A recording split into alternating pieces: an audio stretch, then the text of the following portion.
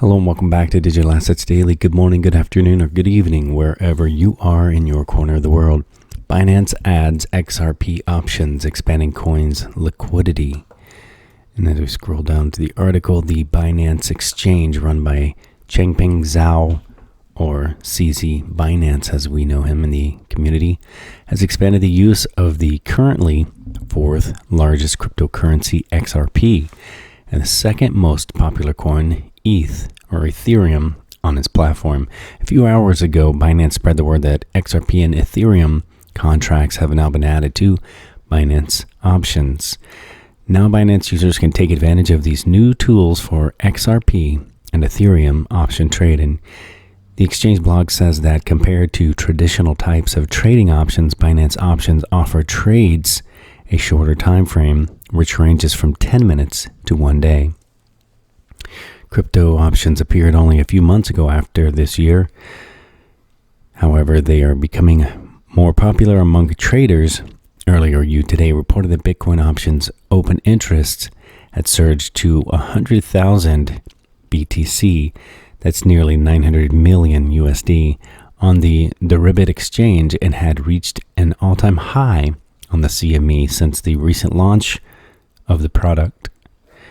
Next article, Ripple CTO doubts Tether is universal while admitting XRP's volatility often makes it harder to use. And Ripple CTO is David Schwartz, also known as Joel Katz. So in this article, they're going to discuss Tether and XRP having different use cases, XRP volatility, and was USD originally an XRP alternative. The most popular dollar-pegged stablecoin, Tether's USDT, has again reached the top 3 spot, pushing XRP to position number 4. Now, some of the crypto community are wondering if it happened since UST has more use cases than XRP. And if you've been around long enough, USDT has been already attacked over multiple years for basically printing useless Tether that hasn't even had supported backing as intended. It was stated it was dollar for dollar, and they've been exposed multiple times for having less than that. But I digress there, and back into the article. The Ripple CTO David Schwartz took to Twitter to comment on that assumption, and in the course of discussion regarding the current issue at hand and centralized internet services rejecting content with any opinions going against the mainstream narrative. Somebody asked David Schwartz from Ripple about Tether and XRP. The question was whether he reckons that USDT has kicked XRP from its top 3 spot, has more use cases than the latter. As is well known, Tether is often used by traders and entrepreneurs, especially Chinese ones, since China has strict capital controls for transferring money across borders and sending funds between the crypto exchanges. David Schwartz responded that these two coins have completely different use cases, and Tether is not used by such remittance heavyweights as MoneyGram or other partners of Ripple taking advantage of the on-demand liquidity platform. The Ripple CTO expressed doubts that USDT could be a universal crypto since it's centralized and tied to a fiat currency. However, he admitted XRP is not perfect either, and its volatility often makes it more difficult to use than USDT. And here's David Schwartz's tweet on, I think they have different use cases. I don't think an asset pegged to one country's fiat through a central party you have to trust can be universal, but XRP has volatility that makes it harder to use in many cases. Was USDT originally an XRP alternative? I guess is the question Tiffany Hayden brought to the table.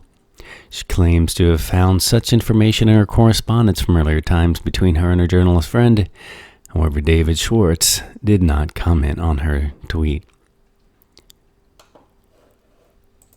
The next article, Gateway Currency Cross-Border Payment Specialist compares XRP to USD.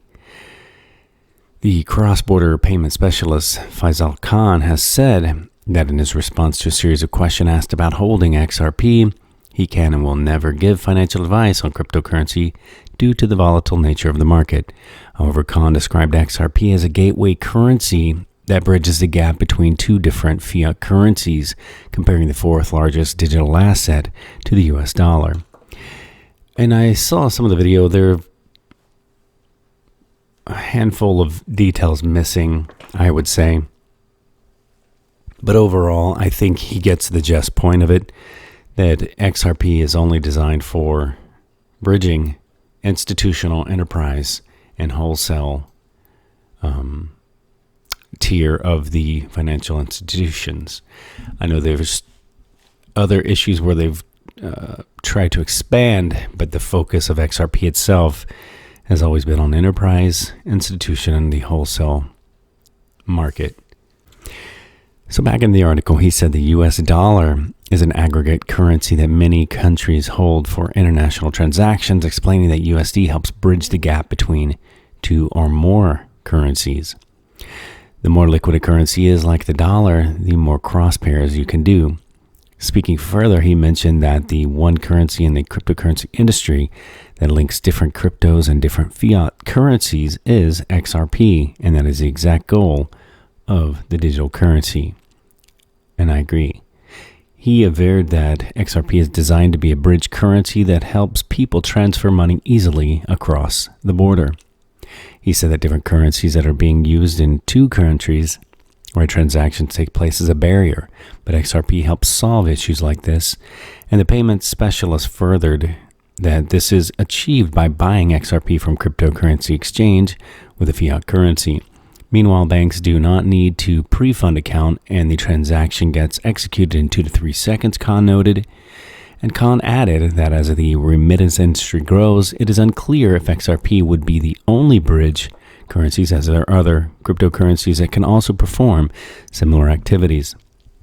He said the likes of EOS, BNB, Ethereum, Tezos, and IOTA, among other cryptocurrencies, are also out there to be used as a bridge currency, as that is one of the basic goals of cryptocurrency as a whole.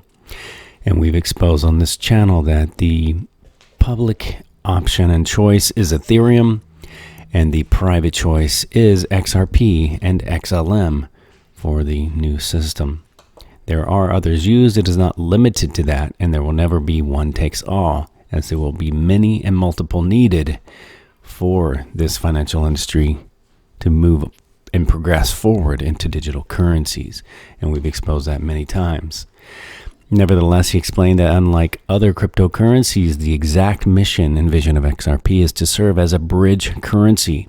And the way he accents this, so does everyone at Ripple, including Brad Garlinghouse. And they've stated many times over and over and over again, it's not really intended to be a reserve currency. It's more so like a bridge currency. This is the real reason why Ripple created XRP, to enhance the adoption of XRP for cross-border transaction. Ripple launched the on-demand liquidity product that allows financial institutions to use XRP via Ripple's blockchain solution. And as David Schwartz has stated on Twitter, it's not exclusive to XRP to use on-demand liquidity. It is just the preferred option and choice. Khan added that he thinks XRP has the chance of becoming the global gateway currency as Ripple continues to build the XRP ecosystem to offer customers better experience. And this, I will agree with him. I believe it will become the global gateway currency for the enterprise, for the wholesale, and for the institutional bridge asset on that tier. As we've exposed multiple times over, the unbanked, underbanked, and the retail, the best fit for that would be XLM. And again, we've shown over and over again, these are not competitors. They're needed for this system to work. I'll leave you with a final thought. Be brave, stand for what you believe in, even if you stand alone. Again, guys, this is not financial advice. It is for entertainment purposes only, and we'll catch you in the next one.